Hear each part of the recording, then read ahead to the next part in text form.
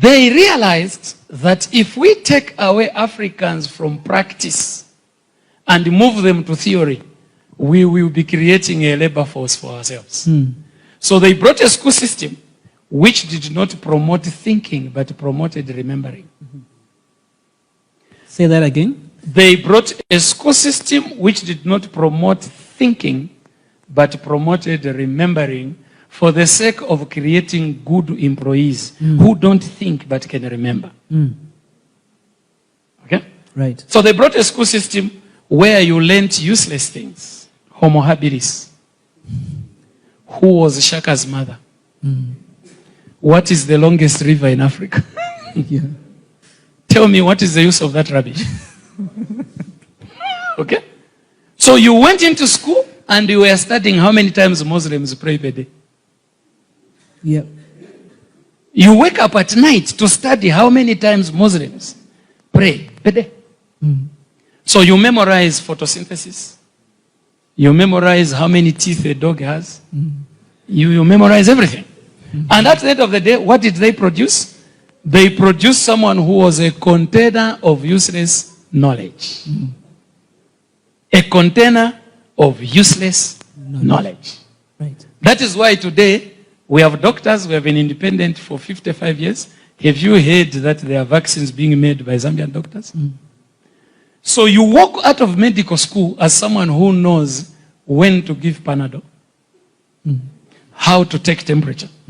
You are a doctor who is a Panadol distributor. And it's not your fault, the education system. Okay? You have professors in this country, in the School of Forestry at Copperbelt University. Yeah. We have lived with Mukula tree since God created the world. All they know is how to label the parts of the tree. They don't know the value of the tree. Yeah. Okay? Yeah. So when this mission succeeded, then they came to set up industries. And when they set up industries, who was the laborer? So you walk out of medical school as someone who knows when to give Panadol, how to take temperature. You are a doctor who is a Panadol distributor. And it's not your fault, the education system. Okay? You have professors in this country, in the School of Forestry at Copperbelt University. Yeah. We have lived with Mukula tree since God created the world. All they know is how to label the parts of the tree. They don't know the value of the tree. Yeah. Okay? Yeah. So when this mission succeeded, then they came to set up industries. And when they set up industries, who was the laborer? The graduate from the School of Remembering. Okay. Someone who would remember how to dig, where to dig. Someone who would remember how to cut a tree and how many pieces. Someone would remember. And they rewarded you with a bribe called a salary, and we became comfortable. Right. So when they come into Africa, what are they coming to do? They are coming to reap your resources, and you are a means of production. So this is what made Africa poor. Yeah. And I think Ghanaians, nearly the whole nation is, are critical patriots because we are a highly politicized people. Ghanaians don't sit.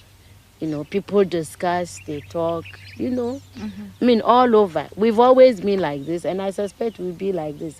Ghanaians are political from when they are 3. And they are political when they are over 100. So in that respect, I am not such a unique Ghanaian. I'm just a Ghanaian.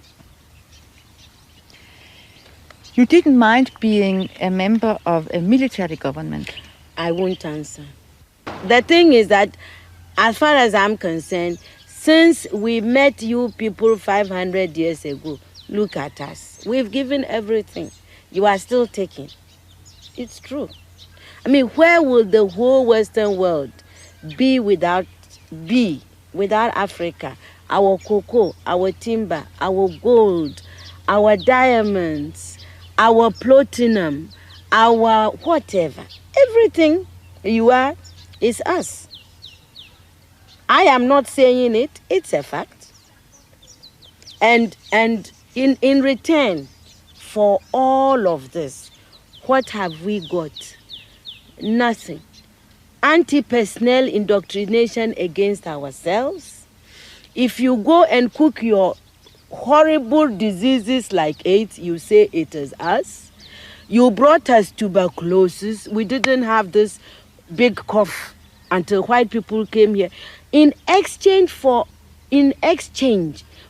Africa giving Europe 500 solid years of our people, I mean not Europe, the Western world, of our human beings to work your canes, to dig your gold, to take in gold itself, diamond, I mean, you know, fish, peanuts, palm oil, everything. In exchange for that, we have got nothing. Nothing. And you know it. Nothing. And you look upon, you know, white folks look upon us like monkeys. It is true. It's in your literature. Hey, you know, some of your best thinkers have said this about us. Have you heard of all these Germans? Have you heard? Okay. Yes. They said, Lord Burton, yes. People like that, they said, we don't even have the brain of animals. That's what we've got from you people. But don't you think that this is over now? Over where? Is it over? Who said that AIDS came from the green monkey? Is it over? Is it over? Well, if this is your impression, do you think that you can ever forgive us? It's not a question of forgiveness. I have nothing against you. My point is that you did and you are doing for your survival what is necessary. We can't blame you for that. The fact that we didn't do enough for our own survival and we are still not doing enough for our survival, that is not your problem. You know, even everybody that God has created has a sense of survival. You know, and if we don't develop it, we can't blame white people. You came here because you needed these things. You took gunpowder from the Chinese. You needed them to shoot people. And I think we are in Africa, we are in danger of making foreign aid a kind of policy that is wrong. I think that it humiliates our people. The people in the villages have not asked anybody to go around begging on their behalf. Do you consider aid as a new form of colonization? Of course. Why? That's why. You know, my people, the Akans, we have a proverb. It says that good morning, thank you is never enough to salt anybody's food forever. You cannot build your life on thank you, morning, thank you, English, thank you, God. You know, which is what aid makes, you know, we are always receiving. Nobody, look, and I don't care who hears, nobody anywhere in this world is going to send you their best of anything. Do you see? Neither the experts nor people, you give us what you can afford. Aid is the leftover, really, and it cannot be enough. Aid, you can, when, you know, the world is, now the world is one place. So, there is nothing wrong if my house is in a crisis and you offered me something. There's nothing wrong, you know, because there is interrelationship.